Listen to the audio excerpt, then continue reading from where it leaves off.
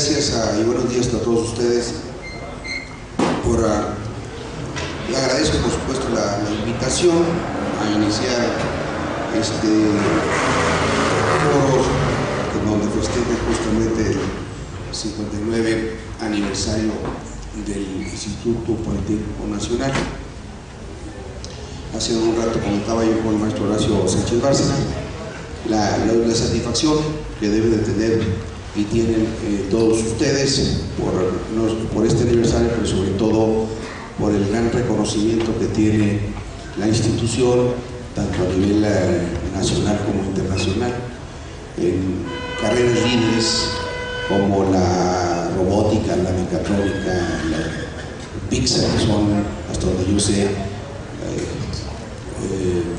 una institución que tiene un gran prestigio a nivel nacional e internacional, y de otras muchos, por supuesto, y donde también aquí de la Escuela de Economía del Politécnico han egresado gentes muy importantes en el plano de la actividad pública y política de México.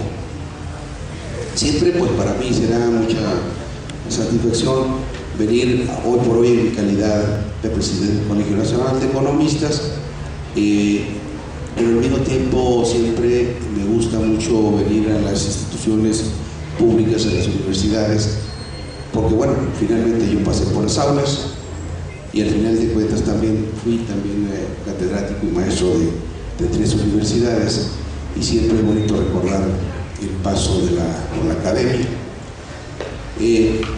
Durante toda mi vida profesional yo he estado básicamente en la investigación económica, en la planeación del desarrollo económico, en la planeación del desarrollo regional, en las áreas hacendarias y presupuestales del gobierno federal y en el gobierno del Estado de Sonora, como secretario de Finanzas y Planeación del gobierno de Sonora. Entonces me ha permitido, y ahora como legislador, me ha permitido tener una visión, diría yo, más integral, el estar dentro de la academia, el estar en posiciones de administración pública del gobierno federal, de una entidad federativa, y en 3 legislaturas, en el Senado de la República y en la Cámara de Diputados por 2 ocasiones. Entonces, eso creo yo que me ha permitido una formación política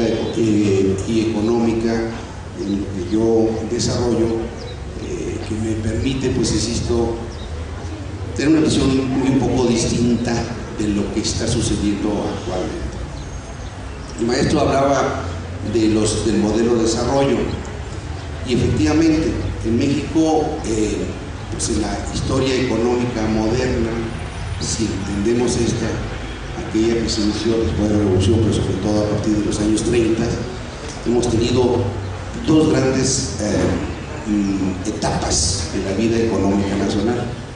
Una primera etapa que fue aquella donde, posterior a la gran crisis, recesión que se inició en Estados Unidos en 1933, a partir de ahí, cómo México se inserta no solo en el ámbito internacional, sino cómo logra iniciar un proceso de modernización del país, un proceso con la construcción de las instituciones nacionales hoy vigentes. Una de ellas es el Politécnico Nacional, de hace 59 años, como la UNAM, como el Seguro Social, como el Banco de México mismo, como la constitución de las grandes obras de infraestructura que se hicieron a través del gasto público, que es el tema que me permitieron ustedes venir a presentárselo. Como el gasto público fue un instrumento fundamental para el crecimiento económico de México, que fue aquel país que fue muy comentado, inclusive se llamó el milagro mexicano, porque crecíamos a tasas de 6 y 7% en forma sostenida y permanente, que fue más o menos en esa época de los años 40 y tantos a la época de la primera mitad del año de 1970. Durante 40 años, México creció a tasas sostenidas del 6%, teníamos inflación de alrededor del 2%, teníamos gobiernos que utilizaron lo que la Constitución dice, la Constitución de 1917, vigente hoy por hoy en nuestro país, dice en el artículo 25 y 26 constitucional que el Estado mexicano es un Estado promotor del desarrollo, un Estado que fomenta la actividad pública, la actividad de los privados y la actividad social, con una combinación de estos tres sectores en lo que se llamó un régimen de economía mixta. El régimen de economía mixta que era bajo la conducción del Estado mexicano, atendiendo lo que establece el artículo 25 y 26 constitucional. México desarrolló las políticas públicas adecuadas para hacer una planación nacional del desarrollo, para hacer una planación nacional del desarrollo regional, y a partir de esto se establecer los famosos planes quinquenales y después sexenales, perfectamente determinados a través de políticas de desarrollo regional que se llamaban a través de los programas de las cuencas hidrológicas. Y las cuencas hidrológicas generaron desarrollos de infraestructura, desarrollos regionales de las zonas aledañas a esas regiones de nuestro país, la construcción de presas, la construcción de canales, la construcción de distritos de riego a lo largo y a lo ancho del país, que impulsó y fomentó pues regiones productivas de nuestro país en el sector primario. Pero fue una acción, claramente una acción de gobierno, planeada, visualizada, con rumbo, que permitió que los gobernantes de esa época tuvieran la visión correspondiente para hacer esas cosas, porque atendían, ojo con esto, atendían lo que dice la Constitución, atendían lo que dice el 25 y el 26 constitucional, atendían lo que dice tales artículos. Dice: el Estado mexicano es el que va a promover la actividad económica de los particulares, va a promover la actividad económica del sector social, y ellos, junto con la acción del gobierno en este régimen de economía mixta, es lo que va a hacer que el país se desarrolle. Y el país se desarrolló. Yo tengo un análisis y una investigación y que hemos desarrollado, que iniciamos un análisis de lo que es el empleo a nivel nacional desde 1933 a la fecha. Estos 70-80 años los dividimos en varias etapas. De la época del 33 a 1950 aproximadamente, este coeficiente de suficiencia ocupacional hacía que en promedio todos esos años medidos sexenalmente el país ofrecía de cada 1000 habitantes, o de cada 1 millón, o de cada 100,000, el 92% de las personas que se incorporaban a la población económicamente activa, el 92% se ocupaba. 92%. Evidentemente en aquellos años, por razones de la historia que les estoy comentando de México, no había inmigración de mexicanos hacia los Estados Unidos. ¿Por qué? Porque todos se empleaban aquí, el 92% en su mayoría. Había crecimiento económico, decía, en forma sostenida, los 6%, por lo tanto había oferta de trabajo. México se estaba construyendo en sus instituciones y en sus regiones. Se estaban construyendo, decía, las grandes obras de infraestructura. Entonces había empleo, había oportunidades. Se empezó a crear una clase media pujante, una clase media que empezaba a empujar al país, preparada, estudiaba en las universidades, particularmente en las universidades públicas, UNAM, Politécnico Nacional, justamente, y había lo que hemos venido diciendo, que esa clase media pujante engrosó las filas del consumo nacional, y por lo tanto el consumo nacional provocó que la industria nacional empezara a generar productos para abastecer el consumo nacional, y no había importación porque vivimos un modelo de economía encerrada. La política pública de aquel momento era un modelo de economía cerrada, donde literalmente la importación era, no había mercados abiertos en México, pero al mismo tiempo se empezaron a generar las imperfecciones del modelo de economía cerrada, la producción industrial de bienes y servicios, de productos caros y de mala calidad, producto de este proceso de economía cerrada. Decía, caros porque no había competencia. Al no haber competencia, los empresarios del sur mexicano pues generaban productos a diestra y siniestra, no había más que el consumo nacional, demanda nacional del casi el pleno empleo que existía, y por lo tanto pues había que comprarlo. Eran productos caros y malos y poco diversificados. O sea, el modelo funcionó, pero se agotó. Eso es muy importante.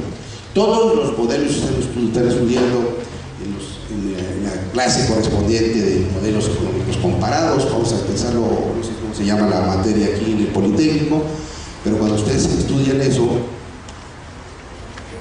pues yo insisto que todos los modelos económicos tienen sus factores de agotamiento que tienen que permitir el cambio y la velocidad de adaptarse a las circunstancias económicas y políticas de los pueblos y de las naciones. Cuando lo rigidizas, te provoca reacciones de todo tipo.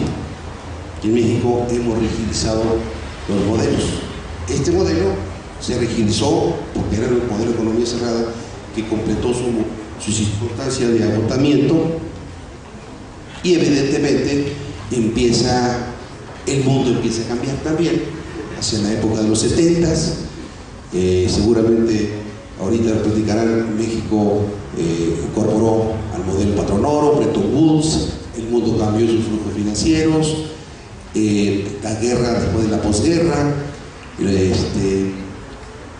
empieza a cambiar también a nivel internacional el modelo de pensamiento a través de la Escuela de Chicago, el neoliberalismo, la economía de mercado o la monetarismo, empieza a incidir hacia el principio de los 80 en Estados Unidos, con el presidente Reagan, en Inglaterra, con Margaret Thatcher, justamente el impulso de estos modelos de desarrollo que empiezan a dominar las academias del mundo, en las universidades, particularmente de Estados Unidos e Inglaterra, y empieza a revolucionar el pensamiento económico del mundo y también de México.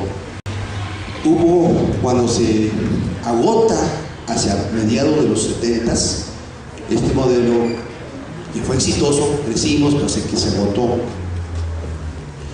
Los gobiernos de aquellas épocas, del 70 hasta el 80, más o menos 82, fueron 2 sexenios básicamente,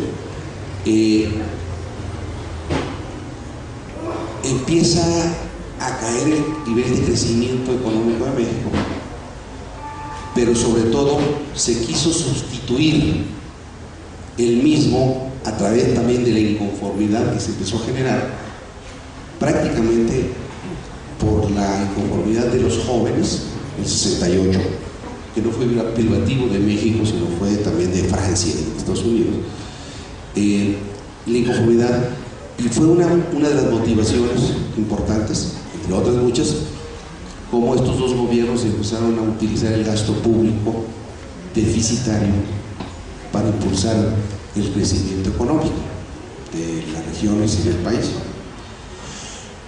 Y se inició el proceso de desquiciamiento de las finanzas públicas nacionales, donde se llegó a déficit de hasta el 18% del PIB en el gasto público deficitario de México.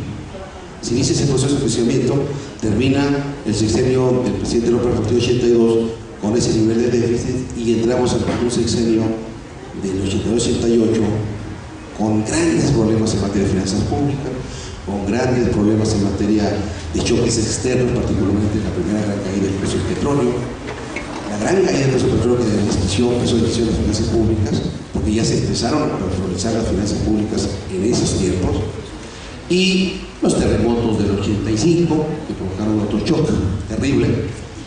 Entonces la acomodación, un sexenio de ordenamiento, de crisis, de no generación de crecimiento, de no generación de empleo permanente. Fue un sexenio donde este coeficiente fue cero durante los 6 años.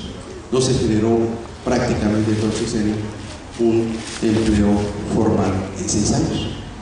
Pero bueno, durante la época de los 30 y tantos a la época de los 70 y tantos, el coeficiente pasó del 92% promedio de ocupación alrededor del 70% hacia finales de los 70 y luego empieza a caer hasta llegar del 82 al 88 a cero en generación de coeficiente, este coeficiente. Y luego en los siguientes sexenios el coeficiente se empieza a subir. En la época del presidente Salinas fue del 35%, en la época del presidente Cedillo fue del 37%, en la época del presidente Fox cae al 22%. ¿Qué quiere decir que cae al 22%? La población económicamente activa, como ustedes saben, en México es alrededor de 1 millón de personas por año, con jóvenes como ustedes que se incorporan a un trabajo. Y durante los 6 años, del 2000 al 2006, se generaron empleos formales, promedio 220,000 empleos formales promedio por año. Y en esos años es cuando se inició un proceso de migración a Estados Unidos en forma como nunca antes en la historia, de 450,000 mexicanos promedio por año. Pues se iban a Estados Unidos y fueron durante los años del 2001, 2002, 2003, 2004, 2005, 2006, 2007, promedio de 420 y 450,000 mexicanos promedio por año. Entonces 400 que se iban, 220,000 que se emplean formalmente, van 650. ¿Y qué pasa con los otros 350,000 del millón que se genera en la oferta de la población económicamente activa? Pues son la informalidad que existe en este país, son los desempleados que existen en este país, son los subempleados que existen hoy por hoy en este país, son desafortunadamente la delincuencia organizada que se pone a contratar personas porque no tienen gran oportunidad de trabajo, particularmente, desafortunadamente, lo que estamos viendo actualmente en la frontera norte de nuestro país. Durante los primeros 4 años del actual gobierno, ese coeficiente, el primer año se generan algo así como 300 y pico mil empleos, 2007, permanentes. El segundo año se cae como a 200,000. El tercer año, la crisis del 2008, se cae a menos 650,000. En el 2009, en el 2010, el año pasado, se generan 730,000. Y en lo que va de este año, la generación al mes de 15 de abril son como alrededor de 230,000 empleos. El promedio de estos 4 años es más o menos 280,000 COSOF. Ok, claro, el año pasado se generaron de 730,000, pero el año pasado se perdieron menos 650,000. Entonces, promedio, con un poco más de 280,000 empleados permanentes promedio. Es decir, si nosotros revisamos el número de empleados permanentes y eventuales registrados en cifras del Seguro Social al 30 de abril, son 14.818.000 empleados registrados con nombre y apellido en el Seguro Social. Pero si nos vamos a esa cifra, son las mismas cifras del cierre del 2008, más o menos, ¿no? Es decir, hoy por hoy tenemos 14.800.000 empleados permanentes registrados en el Seguro Social, pero son los mismos, el mismo nivel, más o menos, del cierre del 2008, antes de que se iniciara la gran crisis del 2009 en México. Es decir, ojo, ¿por qué razón? Pues porque el crecimiento económico de México, primeramente durante los últimos 25 años, ha sido promedio, 25 años, del 2.2% promedio anual en 25 años. El crecimiento económico de México durante los últimos 10 años, del 2000 al 2010, promedio es del 2.4% promedio anual.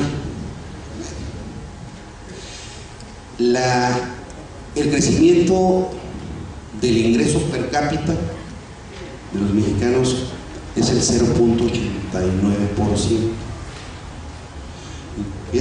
Mientras el producto total crece en promedio al 2.2%, el crecimiento del ingreso per cápita crece el 0.89%, lo cual quiere decir que esa diferencia, pues alguien se la está apropiando por razones matemáticas. Es matemática simple, no es un modelo econométrico simple. Entonces alguien se está apropiando esa diferencia, aunque es magra, insuficiente.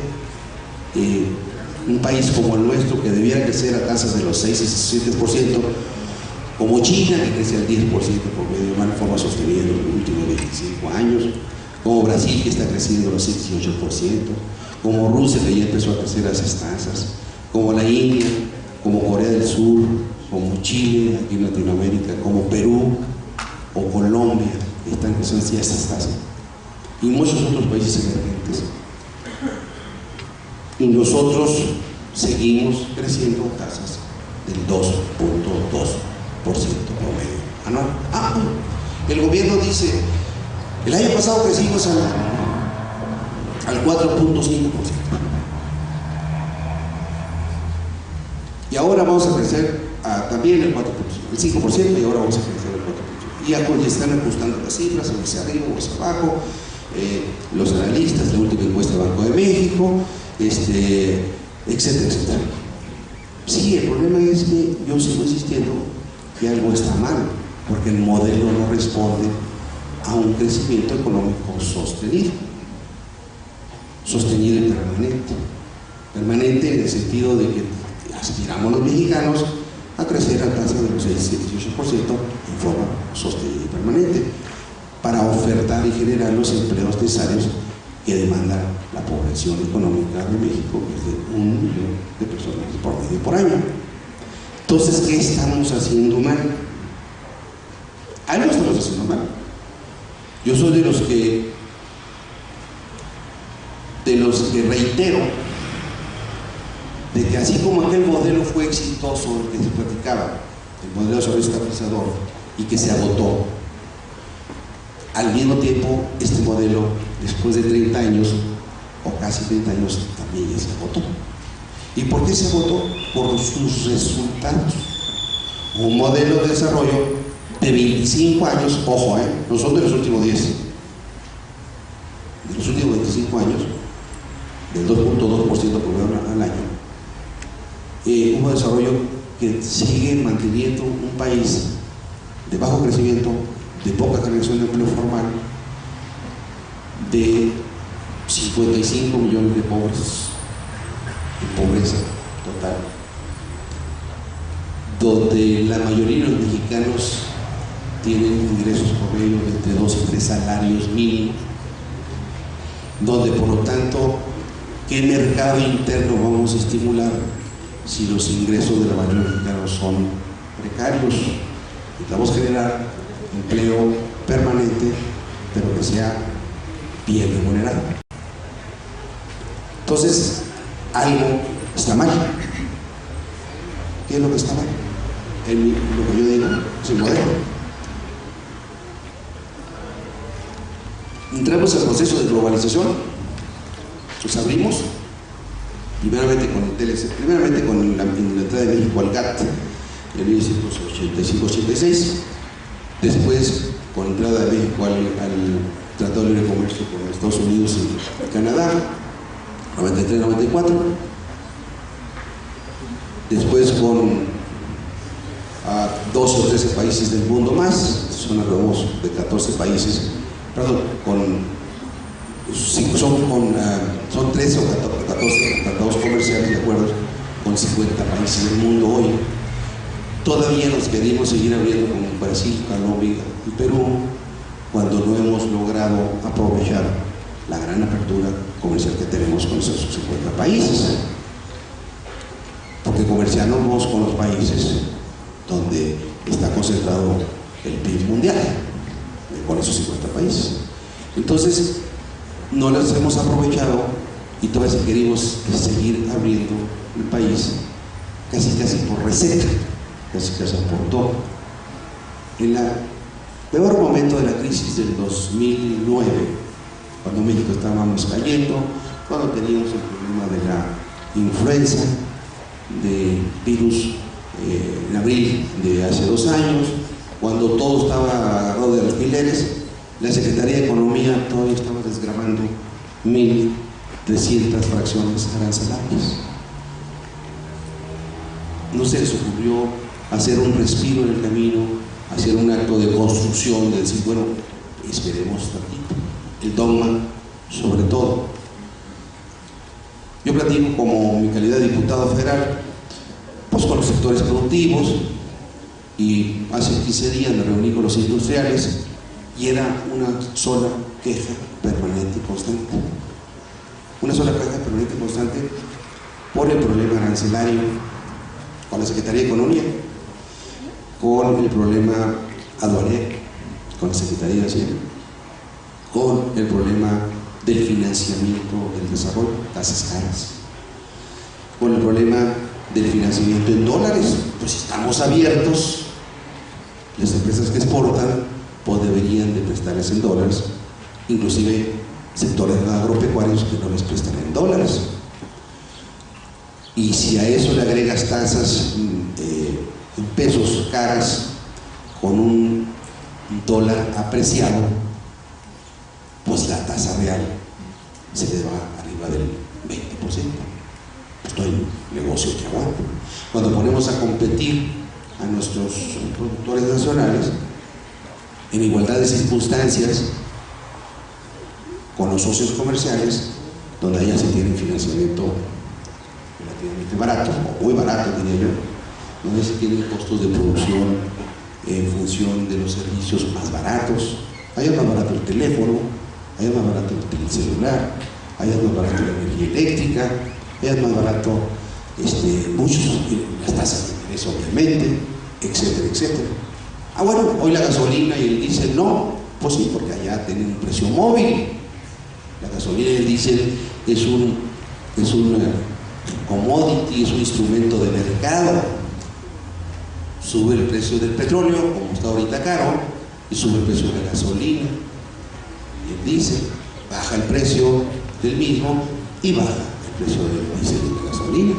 Aquí no, aquí el precio del diésel y la gasolina sube el precio del petróleo y sube el mismo, baja el precio del petróleo y se queda igual.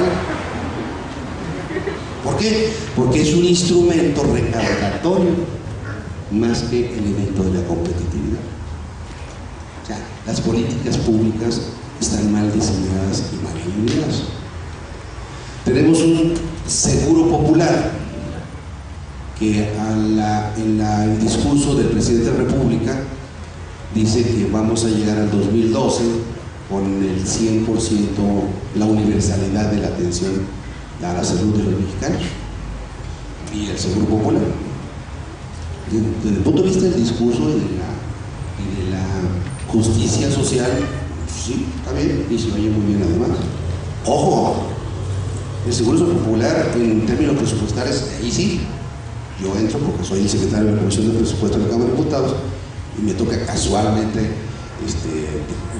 rediseñar el presupuesto que manda el Ejecutivo Federal. Nos vale más de 70,000 millones de pesos. Pero ojo, es una política pública que va desalineada de las políticas públicas de la formalidad. Es más, diría yo, incentiva la informalidad. ¿Y por qué? Porque la teoría diría, si hubiera empleos permanentes, formales, registrados en el Seguro Social, por definición no debería haber Seguro Popular.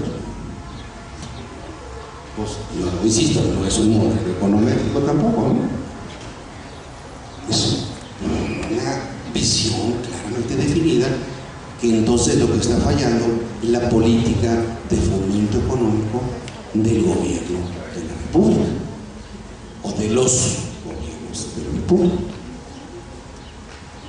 Si creciéramos a tasas mayores, por lo tanto generaríamos empleos suficientes, formales, se registra en el Seguro Social, pues el Seguro Popular tendería a ser cada día menor hasta tender a desaparecer.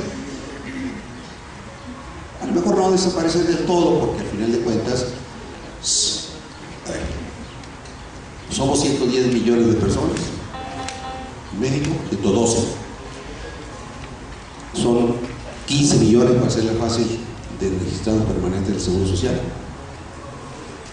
Son alrededor de 3 millones de personas registradas en el ISSSTE, 18.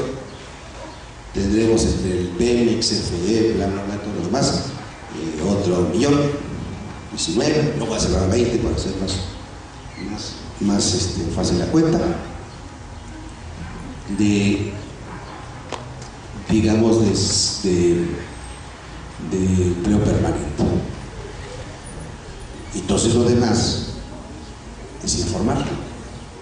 Ok, el que trabaja es autoempleado de su propia empresa, más eso por supuesto. Entonces tenemos un país sumido en informalidad. Tenemos políticas públicas que incentivan la informalidad, como es el caso del Seguro Popular que acabo de mencionar. Tenemos una política hacendaria que no incentiva la formalidad, todo lo contrario. La Secretaría de Hacienda se convierte en el mejor enemigo de la informalidad, o el mejor amigo, mejor dicho, de la informalidad, porque al empresario lo acosa, le complica la existencia,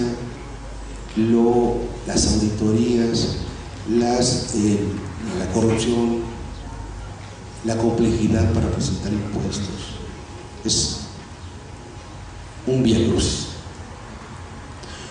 El mejor socio que tendría la Secretaría de Hacienda es el empresario, se le paga el 30% de sus utilidades. Entonces, lo debería cuidar. Que no, si yo tuviera un socio que me dé el 30% amarradito, pues lo cuido y le sobo la espalda.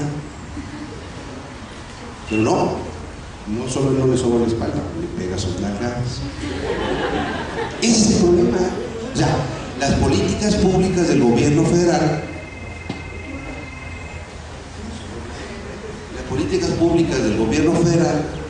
van en contraposición de lo que debiera ser de estimular lo que dice el 26 y el 27 constitucional: la promoción del desarrollo, el fomento económico, el fomento de las actividades privadas y sociales. ¿Por qué? Porque el dogma del modelo que hemos venido diciendo es el que prevalece sobre los demás. Entonces hay que cambiar eso. Hay que rediseñar de nueva cuenta el modelo de desarrollo, ajustarlo. Ciertamente no podemos tapar eso con un dedo. El mundo está globalizado. Pero ojo, Así como el mundo está globalizado, hay países exitosos, como Brasil, que tienen también grandes problemas de desigualdad, por supuesto, pero están creciendo muy rápidamente. Tenemos que rediseñar nuestra política económica del desarrollo, nuestra economía política. Tenemos que rediseñar volver a dirigir la brújula hacia un futuro cierto y con certidumbre. Para eso hay que rediseñar el país, hay que ordenar el país. Uno de ustedes diría, bueno, si usted es diputado y por qué no lo hace, bueno, yo soy uno de tantos, de 500. Pero usted que es la legislatura, me lo han dicho muchas veces, por eso antes que me lo pregunto lo digo, porque no nomás está en función de las leyes, está en la aplicación de las mismas. O sea, sin duda tenemos responsabilidad nosotros para legislar y hacer los cambios legislativos necesarios y debidos para corregir el rumbo. El punto fino es la capacidad de ejecución que debe tener el gobierno. Si el 26 y el 21 está plasmado en la Constitución, lo que menos les interesa es aplicarlo, porque al liberalizarse la economía, al prevalecer el pensamiento económico vigente, hoy por hoy, donde el mercado todo lo resuelve, utilizas lo menos posible lo que a la letra dice las leyes. Lo que hemos venido diciendo es el que prevalece sobre lo demás. Entonces hay que cambiar eso, hay que rediseñar de nueva cuenta el modelo de desarrollo, ajustarlo. Ciertamente no podemos tapar eso con un dedo. El mundo está globalizado, pero ojo, así como el mundo está globalizado, hay países exitosos, como Brasil, que tienen también grandes problemas de desigualdad, por supuesto, pero están creciendo muy rápidamente. Tenemos que rediseñar nuestra política económica del desarrollo, nuestra economía política. Tenemos que rediseñar volver a dirigir la brújula hacia un futuro cierto y con certidumbre. Para eso hay que rediseñar el país, hay que ordenar el país. Uno de ustedes diría, bueno, si usted es diputado y por qué no lo hace, bueno, yo soy uno de tantos, de 500. Pero usted que es la legislatura, me lo han dicho muchas veces, por eso antes que me lo pregunto lo digo, porque no nomás está en función de las leyes, está en la aplicación de las mismas. O sea, sin duda tenemos responsabilidad nosotros para legislar y hacer los cambios legislativos necesarios y debidos para corregir el rumbo. El punto fino es la capacidad de ejecución que debe tener el gobierno. Si el 26 y el 21 está plasmado en la Constitución, lo que menos les interesa es aplicarlo, porque al liberalizarse la economía, al prevalecer el pensamiento económico vigente, hoy por hoy, donde el mercado todo lo resuelve, utilizas lo menos posible lo que a la letra dice las leyes. Hay suficientes leyes para aplicar, los aplican. Por ejemplo, en México, los bienes públicos del patrimonio de la nación, que son los bienes y servicios públicos, concesionados prácticamente todos, salvo la explotación del petróleo y la energía eléctrica, que son dos actividades privativas del Estado mexicano, todos los demás se han concesionado. Y sin embargo, en México, los bienes públicos se han monopolizado. Telecomunicaciones, las televisiones, los puertos, los aeropuertos, las líneas aéreas, los cables, tenemos monopolios regionales de las cableras. Los bienes públicos del patrimonio de la nación, de todos los mexicanos, se han monopolizado. Carambas, pues tenemos que hacer un alto en el camino también, es un rediseño del Estado mexicano en ese sentido, ¿no? Y hacemos cada día más ricos a unos poquitos. Por eso el diferencial les decía al principio, entre el incremento del producto y del ingreso per cápita extrapopular. Y eso que crecemos poquito, al 2%, que tal si creciéramos al 6 y al 7%. Entonces el nivel de apropiación sería superior. Es decir, cuando se habla de que el gasto público es un instrumento, por supuesto que es un instrumento el gasto público, no el único, pero es un instrumento fundamental. Necesitamos que el gasto público sea eficaz, sea eficiente, llegue a su destino. Pero también tenemos muchas leyes que permiten que haya incentivos perversos para que no se ejerza bien. Si nosotros analizamos el presupuesto de egresos aprobado por la Cámara de Diputados año con año y lo analizamos con el presupuesto ejercido, es como del día a la noche, no se parece nada, por la enorme discrecionalidad que tiene el gobierno a través de la Secretaría de Hacienda de mover el presupuesto. Entonces hay que corregir muchos huecos, ahí sí hay que legislar mucho para evitar la discrecionalidad del manejo del recurso por parte de los gobiernos, del gobierno que sea y del color que sea, tanto a nivel federal como a niveles estatales.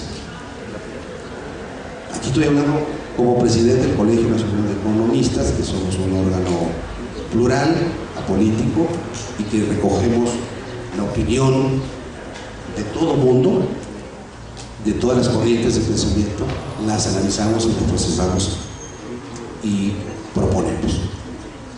Independientemente del color del gobierno, tenemos que ordenar el país, tenemos que corregirlo, tenemos que fijar rumbo, tenemos que orientar de nueva cuenta la planeación económica del desarrollo nacional para que podamos tener un país cada día, primero, más justo, un país que distribuya los resultados, los beneficios del crecimiento económico de mejor manera, mayor igualdad, sobre todo que crezca para que genere empleo suficientes y bien remunerados o mejor remunerados, que fortalezca el mercado interno para ser menos dependientes de que nuestro comercio exterior, todavía el 85% de nuestro comercio exterior es dependiente de Estados Unidos. Hemos aprovechado el comercio y la apertura comercial con otros países. Somos los países más abiertos del mundo y tal vez uno de los menos competitivos. Estamos cayendo en caída libre año con año en los indicadores de competitividad internacional. Año con año caemos. ¿Y qué estamos haciendo? Seguimos con la misma receta. ¿Por qué? Porque hay un enorme nivel de improvisación. Tenemos funcionarios públicos que de funcionarios públicos no tienen nada.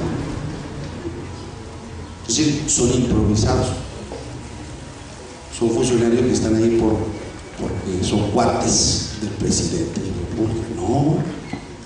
Los funcionarios públicos deben ser las gentes más preparadas de México, los que deben estar ahí bajo una dirección claramente definida.